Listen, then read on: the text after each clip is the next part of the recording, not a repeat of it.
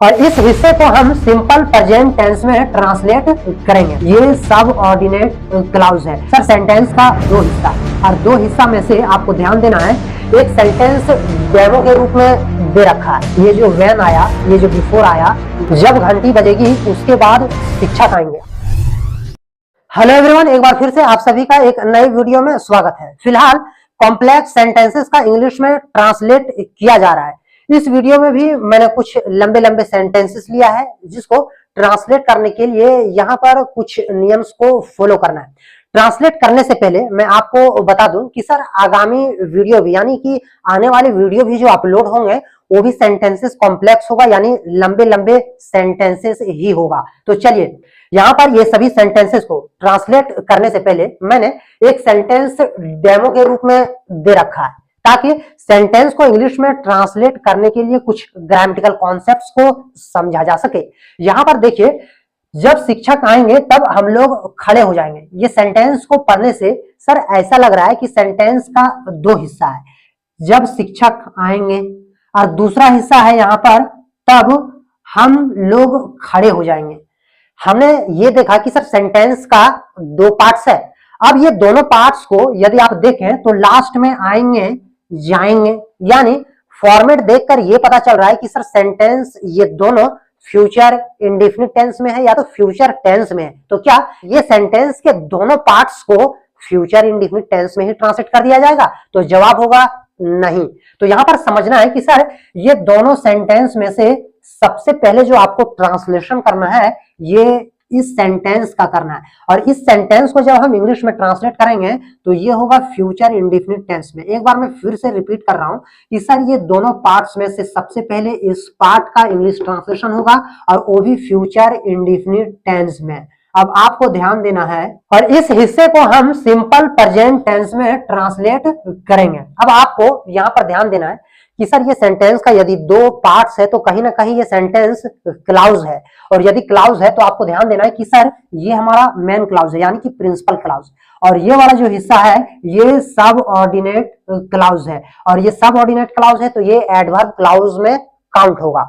अब यहाँ पर चलिए, यदि मैं इस सेंटेंस को इंग्लिश में ट्रांसलेट करूं कि जब शिक्षक आएंगे तब हम लोग खड़े हो जाएंगे, तब हम बोल सकते हैं कि we will stand when teacher comes. We will stand when teacher comes. अब आपको ध्यान देना है कि सर इस हिस्से में जो ये तब है इसका इंग्लिश ट्रांसलेशन नहीं हुआ और ना ही आपको करना है, और यहाँ पर इस हिस्से में जो ये जब है इसका इंग्लिश ट्रांसलेशन आपको व्हेन से करना है। तो चलिए अब एक एक करके ये सभी सेंटेंसेस को इंग्लिश में ट्रांसलेट करते हैं और कुछ ग्रामेटिकल कॉन्सेप्ट और उसके गुत्थी को सुलझाने की कोशिश करते हैं।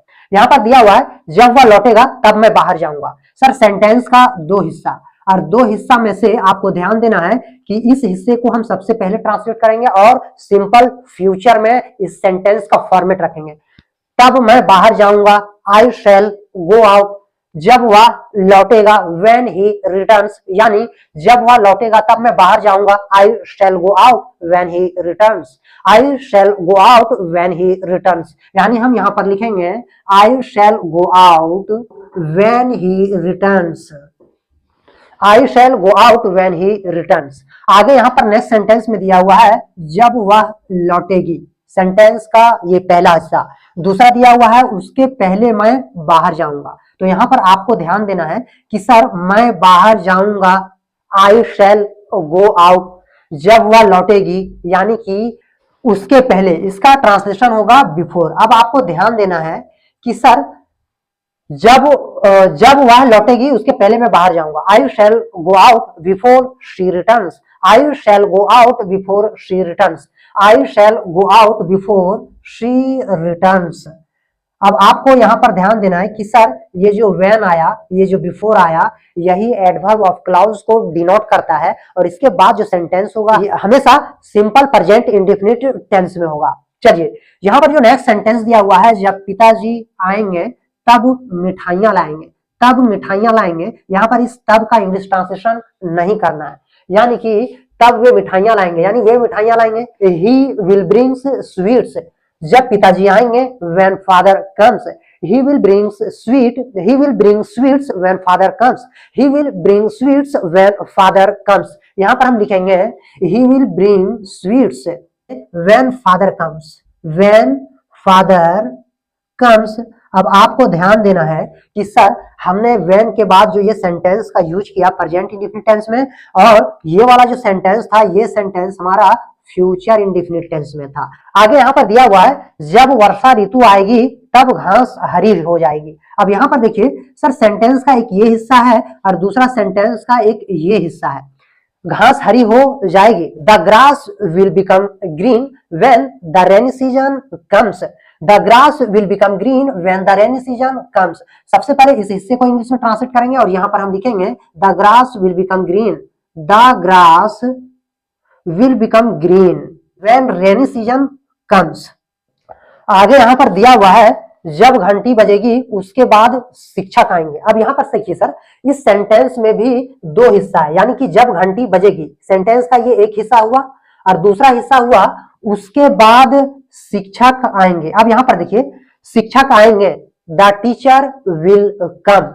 जब घंटी बजेगी when the bell rings, the teacher will come when the bell rings. यानी इसे जब इंग्लिश में ट्रांसलेट करेंगे तो सर सबसे पहले इसे इंग्लिश में ट्रांसलेट करना है और इसका जो ट्रांसलेशन होगा इस हिस्से का ये हमारा फ्यूचर इंडेफिनिट टेंस में होगा। यानी शिक्षक आएंगे उसके बाद शिक्षक आएंगे, जब घंटी बजेगी उसके बाद शिक्षक आएंगे। यानी आप बोल सकते हैं the teacher will come when bell rings, when the bell rings, when the bell rings।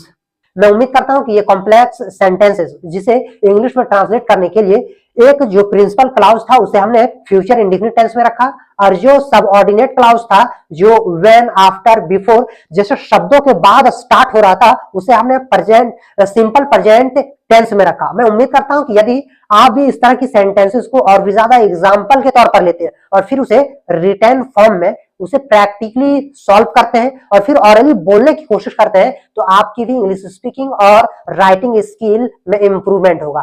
Thank you.